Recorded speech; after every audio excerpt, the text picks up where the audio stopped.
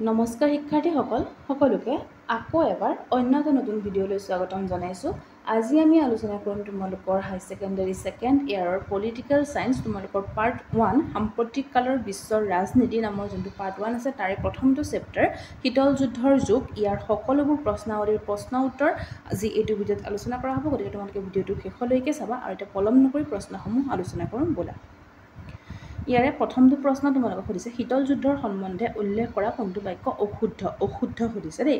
গতিকে তোমালোকক প্ৰথমটো দিছে যে শীতল যুদ্ধ হ'ল আমেৰিকা আৰু ছোভিয়েট ইউনিয়ন আৰু তেওঁলোকৰ মিত্ৰজোঁটৰ মাজত হোৱা প্ৰতিযোগিতা। তাৰপিছতে দিছে যে এইটো অতি ক্ষমতাশালী শক্তিৰ মাজত হোৱা আদৰ্শ যুদ্ধ। ইয়াৰ পিছৰটো এইটো হ'ল বন্দুকৰ টিপক লোৱা অস্ত্ৰ শস্ত্ৰৰ দৌৰ। ইয়াৰ পিছৰটো দিছে আমেৰিকা আৰু ছোভিয়েট ৰাছিয়াৰ মাজৰ প্ৰত্যক্ষ যুদ্ধ।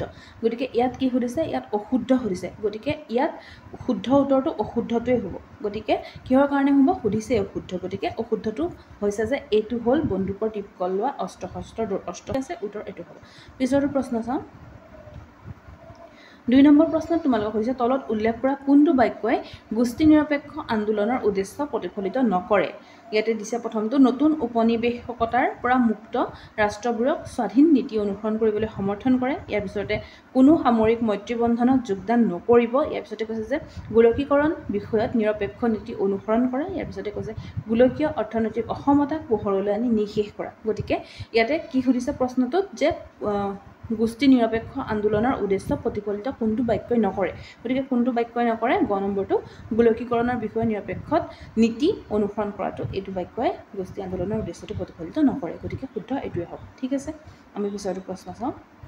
আৰু এইখিনিতে তোমালোকক জনাওঁ যে তোমালোকে যদি চেনেলটোত প্ৰথমবাৰৰ বাবে আহিছা তেনেহ'লে চেনেলটো ছাবস্ক্ৰাইব কৰি ৰাখিবা, কাৰণ হাই ছেকেণ্ডেৰী ছেকেণ্ড ইয়াৰৰ আমি বহুতবোৰ ভিডিঅ' দিছোঁ, বহুতটা ছাবজেক্টৰ ভিডিঅ' দিছোঁ, এডুকেশ্যনৰ সম্পূৰ্ণ ভিডিঅ' দিছোঁ আৰু তাৰ লগতে আমি স্বদেশ অধ্যয়নৰ দিছোঁ, বিহুৰ দিছোঁ, তেনেকৈ বিভিন্ন বিষয়ৰ দিছোঁ। তোমালোকে সেই ভিডিঅ'সমূহ আমাৰ চেনেলত গৈ চাই ল'ব পাৰিবা, প্লে'লিষ্ট ধুনীয়াকৈ বনাই থোৱা আছে। ঠিক আছে, তাৰপিছতে তলত দিয়া বাক্যবোৰৰ শুদ্ধ নে অশুদ্ধটো চিহ্নিত কৰিবলৈ দিছে। প্ৰথমটো প্ৰশ্ন সুধিছে মিত্ৰজোঁটৰ সদস্য ৰাষ্ট্ৰবোৰে নিজ নিজ ৰাষ্ট্ৰৰ মাটিত বৃহৎ শক্তিবোৰক ঘাটি স্থাপনৰ সুবিধা দিব লাগিব। এইটো শুদ্ধ। ইয়াৰ পিছৰটো সুধিছে খ নম্বৰটো যেতিয়া কোনো সদস্য ৰাষ্ট্ৰই আন কোনো ৰাষ্ট্ৰক আক্ৰমণ কৰে তেতিয়া ইয়াক সকলো সদস্যৰ ৰাষ্ট্ৰৰ ওপৰত হোৱা আক্ৰমণ বুলি ধৰিব লাগিব। এইটো শুদ্ধ। ইয়াৰ পিছতো প্ৰশ্ন সুধিছে বৃহৎ শক্তিয়ে সকলো সদস্য ৰাষ্ট্ৰক তেওঁলোক সকলোকে আণৱিক অস্ত্ৰ গঢ়াত সহায় কৰিব। এইটো অশুদ্ধ। তাৰ পিছতো চাওঁ আমি। ইয়াৰ পিছত 4 নম্বৰ প্ৰশ্ন। 4 নম্বৰ প্ৰশ্নত তোমালোকক সুধিছে তলত দেশ কেইখনমানৰ তালিকা আছে। তলত দেশ কেইখনমানৰ তালিকা দিয়া হৈছে আৰু শীতল যুদ্ধৰ সময়ত এইবোৰে কোনটো গোষ্ঠীত যোগদান কৰিছিল সেইটো চিহ্নিত কৰিবলৈ দিছে। গতিকে প্ৰথমতে ইয়াতে ছোভিয়েট ইউনিয়ন, তাৰপিছতে মাৰ্কিন যুক্তৰাষ্ট্ৰৰ গোষ্ঠী নিৰপেক্ষ বুলি গোষ্ঠীকেইটা লিখি লোৱা হৈছে। তাৰপিছতে ইয়াৰ পৰা বাছি পেলাই লিখি দিয়া হৈছে যে ছোভিয়েট ইউনিয়নত কোনে কোনে যোগদান কৰিছিলে, পোলেণ্ড, উত্তৰ কোৰিয়া, মাৰ্কিন যুক্তৰাষ্ট্ৰত ফ্ৰান্স আৰু জাপান, আৰু এইফালে গোষ্ঠী নিৰপেক্ষ আন্দোলন নাইজেৰিয়া আৰু শ্ৰীলংকা। ঠিক আছে, তোমালোকে বুজি পাইছা। তোমালোকে কমেণ্ট বক্সত কমেণ্ট কৰি জনাবা তোমালোকৰ বাবে কেনেধৰণৰ ভিডিঅ' লৈ আহিব লাগে। তোমালোকে কৈছিলা পলিটিকেল ছায়েন্সৰ ভিডিঅ' লাগে, গতিকে লৈ আহিছোঁ। তোমালোকে মোক কমেণ্ট বক্সত এইটোও লিখি জনাই দিবা যে তোমালোকক আৰ্হি প্ৰশ্নৰ উত্তৰসমূহ লাগে নেকি। আৰ্হি প্ৰশ্নৰ বুলি তোমালোকক যোনখিনি দি থোৱা আছে, মানে আগতে আহি যোৱা প্ৰশ্নৰ কিছুমান প্ৰশ্ন দিয়া আছে, তাৰ উত্তৰখিনি তোমালোকক লাগে নেকি সেইটো মোক কমেণ্ট বক্সত লিখি জনাবা। আৰু ভিডিঅ'টোত এটা লাইক কৰিবা। তোমালোকে কৰা লাইকসমূহে আমাৰ ভিডিঅ' বনাবলৈ উৎসাহিত কৰে। আমি 5 নম্বৰ প্ৰশ্নটো চাওঁ। 5 নম্বৰ প্ৰশ্নটো তোমালোকক সুধিছে শীতল যুদ্ধই অস্ত্ৰৰ প্ৰচলন আৰু অস্ত্ৰৰ নিয়ন্ত্ৰণ দুয়োটা কামেই কৰিছিল। এই দুয়োটাৰ বিকাশৰ কাৰণ কি? ইয়াত তোমালোকে উত্তৰ লিখিব পাৰা। শীতল যুদ্ধ বুলিলে আমাৰ মনলৈ 2 মহাশক্তিৰ কথাই ভাহি আহে। সেই সময়ত সমগ্ৰ বিশ্ব 2টা গোষ্ঠীত বিভক্ত হৈ পৰিছিল, পুঁজিবাদী আমেৰিকা যুক্তৰাষ্ট্ৰ আৰু সমবাদী ছোভিয়েট সংঘ। 2 গোষ্ঠীয়ে যথেষ্ট হাৰত অস্ত্ৰ শস্ত্ৰ উৎপাদন কৰিছিল আৰু মজুত ৰাখিছিল। ইয়াৰ ওপৰত 2 শক্তি গোষ্ঠীৰ হাততে মহাশক্তিশালী পাৰমাণৱিক অস্ত্ৰও মজুত আছিল। ইয়াৰ মূল উদ্দেশ্য হ'ল 2 মহাশক্তিয়ে নিজৰ নিজৰ শক্তিৰ বিপৰীত গোষ্ঠীৰ আগত প্ৰদৰ্শন কৰা, যাতে ইটোৱে সিটো গোষ্ঠীৰ প্ৰতি সদায় ভয়ভীত হৈ থাকে। মানে ইটো গোষ্ঠীয়ে সিটো গোষ্ঠীক ভয়ভীত কৰি ৰাখিবলৈ বিচাৰিছিলে। কিন্তু সেই দুয়োটা গোষ্ঠীৰ মাজত পোনপটীয়াকৈ যুদ্ধৰ সূত্ৰপাতো ঘটা নাছিল। তাৰোপৰি ই 2 শক্তিৰ শক্তি নিয়ন্ত্ৰণ কৰি ৰখাত সহায় কৰিছিল। মাত্ৰ 2 শক্তিৰ শক্তি প্ৰদৰ্শন কৰা হৈছিল বিশ্বত নিজৰ আধিপত্য বজাই ৰাখিবলৈ। তেনে যুদ্ধৰ সম্ভাৱনীয় পৰিৱেশত আৰু পাৰমাণৱিক অস্ত্ৰৰ মজুতৰ বাবে গোটেই বিশ্বই এক যুদ্ধৰ আশংকাত ভুগিছিল। এইটো কিন্তু নয়তান্ত দেই, লিখিবলৈ দিগদাৰ হয় ইয়াতে। পিছৰ প্ৰশ্ন চাওঁ। ইয়াৰ পিছত প্ৰশ্ন সুধিছে তোমালোকক বৃহৎ শক্তিসমূহে সৰু সৰু ৰাষ্ট্ৰবিলাকৰ লগত মৈত্ৰী জোটবন্ধন কৰিছিল। তিনিটা কাৰণ দৰ্শাবলৈ দিছে, তোমালোকে উত্তৰত লিখিব পাৰা। শীতল যুদ্ধৰ সময়ত দুই বৃহৎ শক্তিয়ে সৰু সৰু ৰাষ্ট্ৰবিলাকৰ সৈতে মৈত্ৰী জোট বন্ধন কৰিছিল। ইয়াৰ অন্তৰত তিনিটা মূল কাৰণ হ'ল যে সেই ক্ষুদ্ৰ দেশসমূহৰ ভিন্ন প্ৰাকৃতিক সম্পদ যেনে তেল, তীখা, খনিজ সম্পদৰ ওপৰত নিয়ন্ত্ৰণ সাব্যস্ত কৰা। ইয়াৰ পিছতে সামৰিক অভিযান চলাবৰ বাবে সেই দেশসমূহৰ ভূখণ্ড ব্যৱহাৰ কৰা। তাৰপিছত তোমালোকে লিখিব পাৰা সেই দেশসমূহক চোৰাংচোৱাৰ ঘাটি হিচাপে ব্যৱহাৰ কৰা আদি। ঠিক আছে, পিছৰটো প্ৰশ্ন চাওঁ আমি। 7 নম্বৰ প্ৰশ্নত তোমালোকক সুধিছে বহু সময়ত এইটোও কোৱা হয় যে শীতল যুদ্ধ সাধাৰণভাৱে শক্তি আহৰণৰ যুদ্ধ, আদৰ্শই ইয়াত কৰিব লগা একো নাই। তুমি এই বিষয়ত একমত নে? তোমাৰ সমৰ্থনত এটা যুক্তি দিয়া। এটা যুক্তি দিবলৈ দিছে, গতিকে তোমালোকে উত্তৰত লিখিব পাৰা যে বহু সময়ত এইটোও কোৱা হয় যে শীতল যুদ্ধ সাধাৰণভাৱে শক্তি আহৰণ যুদ্ধ, আদৰ্শই ইয়াত কৰিব লগা একো নাই। এই ক্ষেত্ৰত মই একমত প্ৰকাশ কৰোঁ, কাৰণ ক্ষুদ্ৰ ৰাষ্ট্ৰসমূহে বহু ক্ষেত্ৰত মহাশক্তিসমূহৰ সৈতে সিহঁতৰ আদৰ্শৰ দ্বাৰা অনুপ্ৰাণিত হৈ মিত্ৰজোঁটত সংযুক্ত হোৱা নাছিল। মাত্ৰ বিশ্বত নিজৰ অস্তিত্ব, স্থান, স্বনিৰাপত্তা আৰু শক্তি আহৰণ বৰ্তাই ৰাখিবলৈ সংযুক্ত হৈছিল।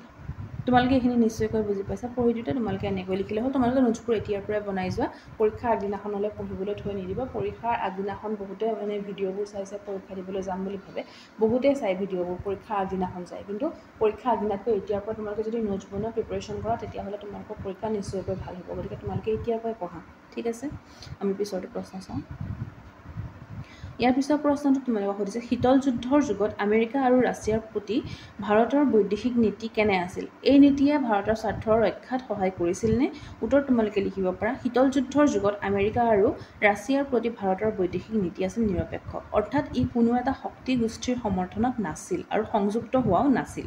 কিন্তু ভাৰতে দুই মহাশক্তিৰে লগত শত্ৰুতাও নাৰাখি সমদূৰত্ব আৰু সমবন্ধুত্ব বজাই ৰাখিবলৈ চেষ্টা কৰিছিল। ভাৰতে শীতল যুদ্ধৰ কালছোৱাত গোষ্ঠী নিৰপেক্ষ আন্দোলনৰ মতাদৰ্শ আৰু লক্ষ্যৰ দ্বাৰা প্ৰভাৱান্বিত হৈ ন্যায় আৰু শান্তিৰ ওপৰত প্ৰতিষ্ঠিত এক আন্তৰ্জাতিক ব্যৱস্থা গঢ়ি তোলাৰ হকে চেষ্টা চলাইছিল। আৰু সেয়ে কোনো এটা শক্তি গোষ্ঠীৰ লগত চামিল নহয়, পক্ষপাতিত্ব কৰা নাছিল। চামিল নহয় মানে একলগ নহয়, কণ্টে ব্যৱস্থা এনেদৰে লিখি দিবা। আমি ইয়াৰ পিছত আৰু অলপমান আছে, এইখিনি লিখিবা। তাৰপিছত তোমালোকে এনেকৈ লিখিবা যে এই নীতিয়ে ভাৰতৰ জাতীয় স্বাৰ্থ ৰক্ষাত আৰু প্ৰসাৰত যথেষ্ট সহায় কৰিছিল, যেনে কোনো মহাশক্তিৰ অধীনস্থ নোহোৱাকৈ স্বতন্ত্ৰভাৱে দেশীয় আৰু আন্তৰ্জাতিক নীতি নিৰ্ধাৰণ কৰিছিল আৰু দুয়ো শিবিৰৰ পৰা সাহায্য আৰু সমৰ্থন লাভ ৰাখিছিল। ইয়াতে অটোকাৰেক্ট হৈ পেলাই হৈ গৈছিল। তাৰপিছতো তোমালোকে লিখিব পাৰা নিজৰ স্বাৰ্থ সুৰক্ষিত হোৱাকৈ দুই মহাশক্তিৰ মাজত ভাৰসাম্য ৰক্ষা কৰিব পাৰিছিল। কোনো পক্ষৰ পৰা অৱহেলা আৰু হেঁচাৰ সৃষ্টি হ'লে আন পক্ষৰ ঘনিষ্ঠ হ'বলৈ চেষ্টা কৰি এনে অৱহেলা বা হেঁচাৰ অন্ত পেলাইছিল। এনেদৰে তোমালোকে লিখিলে হৈ যাব। ঠিক আছে, ইয়াতে মানে কি হয়, কিছুমান স্পেলিংবোৰ অটোকাৰেক্ট হৈ পেলাই চেঞ্জ হৈ যায়। গতিকে তোমালোকে সেইখিনি নিজে শুদ্ধ কৰি ল'বা, আৰু কাৰণ তোমালোকে এতিয়াতো সৰু ল'ৰা ছোৱালী নহয়, তোমালোকে সেইখিনি শুদ্ধ কৰি ল'ব পাৰিবা। মই জাষ্ট থুলমূলকৈ তোমালোকক দি দিছোঁ বস্তুখিনি। ঠিক আছে, আমি এতিয়া 9 নম্বৰ প্ৰশ্নটো চাওঁ।